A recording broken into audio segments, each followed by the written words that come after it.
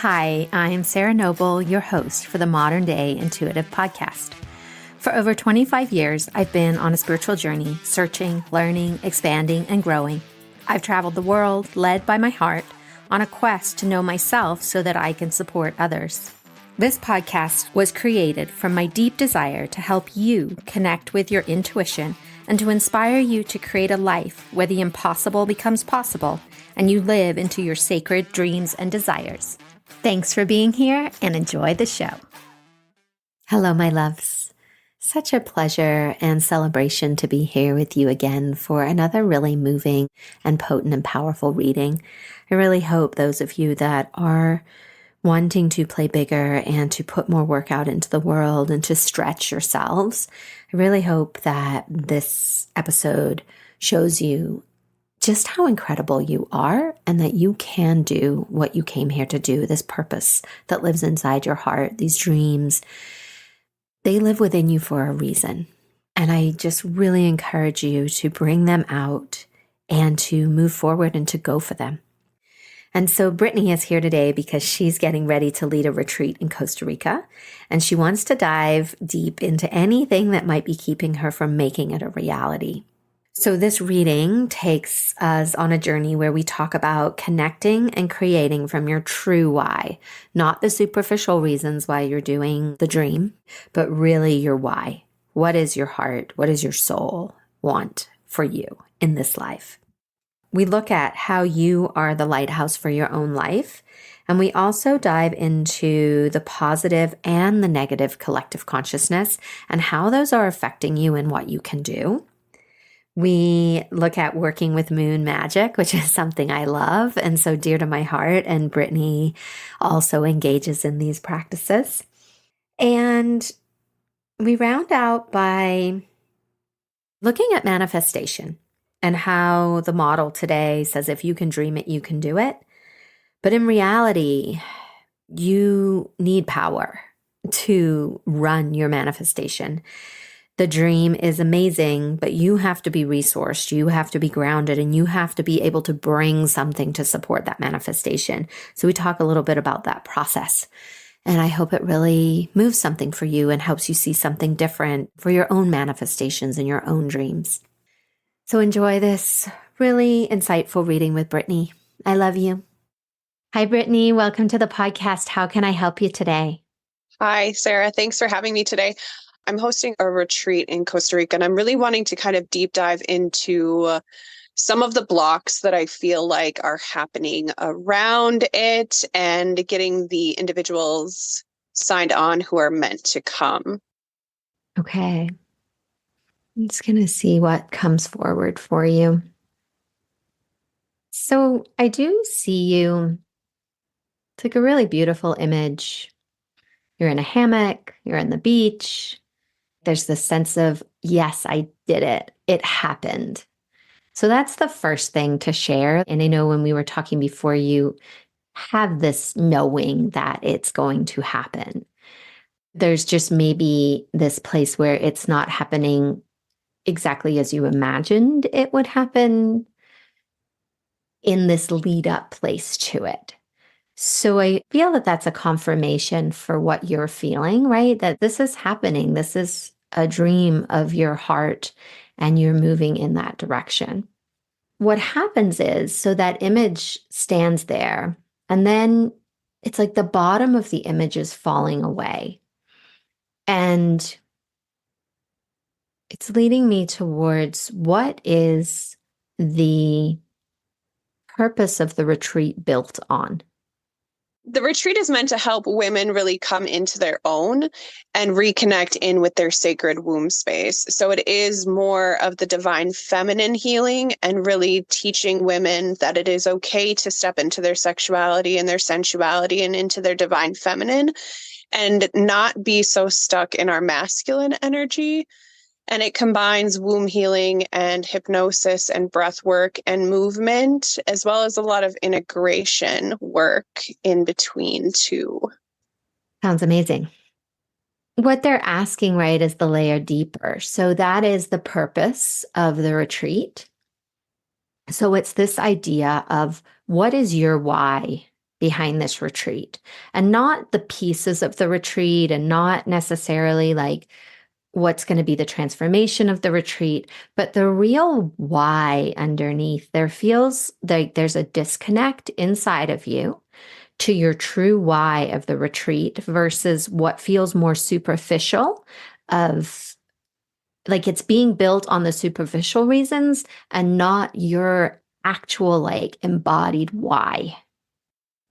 That makes so much sense. I am a firm believer that I can only take individuals as far as I have been willing to go within myself. And I've done a lot of work in healing my own sacred feminine, divine masculine energy.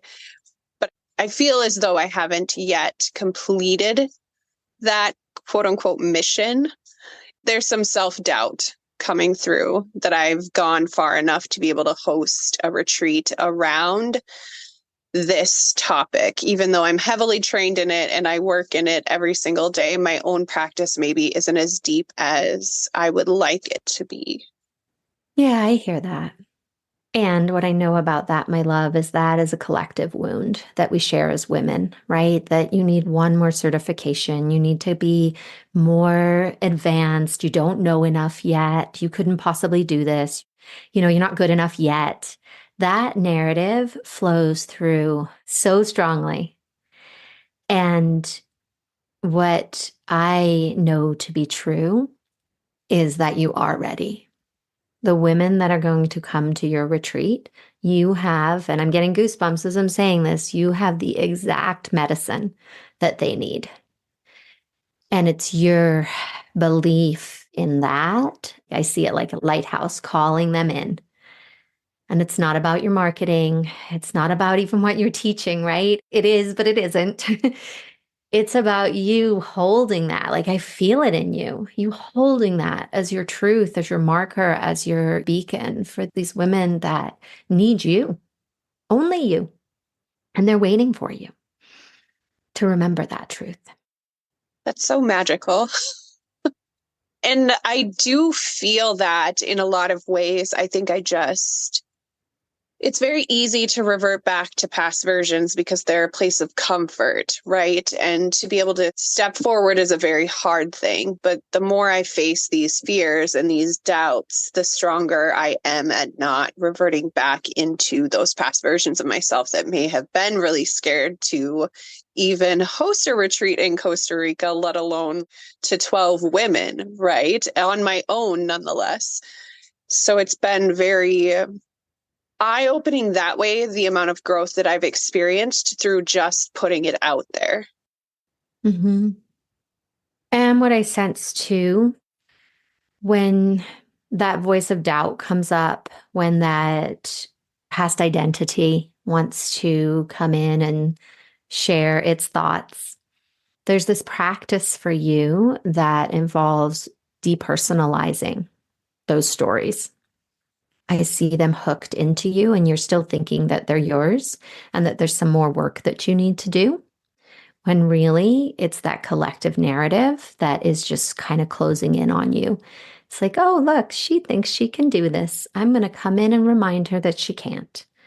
And that, my love, is like an energy we live in, right? That you're here to change the world. You're here to open up these more embodied practices, bring in ancient wisdom, and remind us of the truth of who we are. And so there are energies that don't want you to do that. And I don't want to be like conspiracy theory or dark talking or anything like that, but it is true that it's in our best interest to track that and recognize that that's not truth. That's not you. That's something else. I love that. Mm-hmm. I have goosebumps all over and my lights just flickered. So Yeah, it's real, So often in spirituality, we don't talk about this energy. We just want to talk and focus on the love and the light and everything's going to be okay. And it's like, well, no, there really is this underlying current that happens and we get caught in it. And we've sort of been taught that it's something that we have to comb through again and explore, and it's another level that we need to go to. But in truth, it's really not. Really, at this point in your growth, you just get to say no, thank you. Like, that's okay. Thanks. No, thank you, though. I don't know if it's the generator in me or the Enneagram 7, but when people give me permission to do something, it sets fire in my soul. So to know that I can simply say no, thank you to that energy. I mean, the work that I do in this world, obviously, like I should know that I am able to do that. But when people give me permission, it sits so differently than when I give my own self permission. Does that make sense? Yeah, the way I see that, right, is that you're being seen. I'm validating you in a way, right? Like you already know this truth. I'm just reflecting it for you. But when it's reflected, then you can see it in yourself. Yes. And it's very powerful. Yeah. What do you want to do with that fire you just lit? I don't know. It feels in my chest and I kind of want to scream really loud, but I don't feel like that's appropriate for the podcast. So after the podcast, I will go and probably scream. But it's energy that needs to come out, and it's powerful energy, and it's feminine energy, and it's just, I keep seeing it getting bigger and bigger and bigger. And in truth, there's no stopping it, right? You're showing me the moon, or the moon is coming in. And I think we're coming up on a new moon, right? And next week, this week, I don't even know what day it is, but sometime soon there's a new moon. And it feels important for you to work with the magic of the moon. Moon's very connected to your work, I imagine, with womb healing and the divine feminine. Do you have any current practices with the moon? I do. I typically am more so a full moon girly, just because that's when my cycle hits. So I do work with the full moon frequently. I do work with the new moon, just not as often as I do with the full moon. The new moon is very beautiful for intention setting. So I will definitely be tapping into the energy of the new moon this month. Yeah, and as you say that, what I'm realizing is it is the full moon that you were showing me. So feels important that you bring something extra in, that you really use your moon magic to cultivate this month to help you bring in what you want, to call in people. So, whatever practices you have or ways that you love to work with the moon, I'm not getting any guidance that you need to do anything specific. You already know. It's just to have a focus and to really bring that in as well. I love that. It's nice that I'm already doing things that are beneficial and to be validated that they are beneficial. And I do see that obviously within the cycle of the moon when I am working with it frequently. It does really empower me to pay attention and have deeper awareness of where I'm at within the cycles as well. Where would you like to go from here? Oh gosh. My chest is still like very much on fire. I keep hearing the word manifestation. Okay, and That's all they're giving me is just manifestation. so, what I understand about manifestation is that currently there is a story that, right, if you can dream it, you can do it. And there's value to that.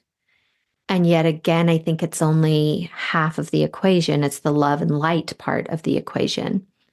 And we experience the fullness of life when we have the darkness, when we have the other side of the equation, which is the power, right? The darkness holds the power, the light holds the spiritual information, and then they come together and then magic happens.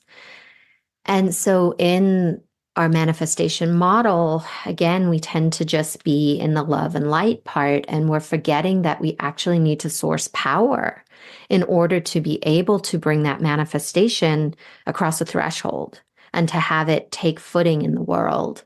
So as you are working with your practices, as you are dreaming this retreat into being, having a focus on where you're sourcing your power and where you're letting your power maybe leak, where other people might be taking it, where you're giving it unnecessarily, looking at any wounding that is coming up. All those areas are places where power leaks. And so tightening up that part of your process, like I feel like you've got the upper spectrum, right? Like the dreaming it into being. Spend some time focusing on your power. Where are you sourcing your power to fuel this manifestation? How does that land when I share that with you? It makes me laugh because I love to be in the etheric realm, and that means I'm not always necessarily as grounded as I probably could be.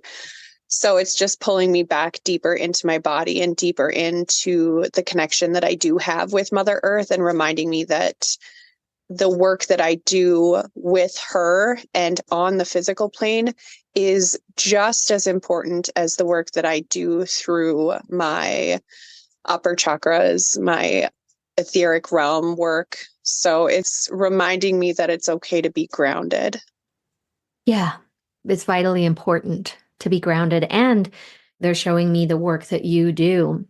There's a level of holding people in a space, right? And you're going to be in an incredible country with incredible women, and the potency of being able to ground and hold the energy for your group is really going to give them the opportunity to make that transformation. I love that. I just got full body chills. Mhm. Yeah, you're doing this. It's happening. How can I support you from here? Honestly, just keep doing what you're doing, because the power of the work that you're also doing is extremely beneficial to the collective, which in turn benefits me as well. And I think that's probably it right now. Well, thank you. I see you and I reflect that in you, and I'm so grateful for all that you are bringing to the world. And what are you taking away from this call? Remembrance. Remembrance of the fact that I am capable of doing all of the big things that I set my mind to, and remembrance that I have all of the tools that I need to get all of it done. Lovely. Does this feel like an okay place to land today? It does. Thank you. Thank you. Thank you for being here today and making your personal and spiritual growth a priority in your life.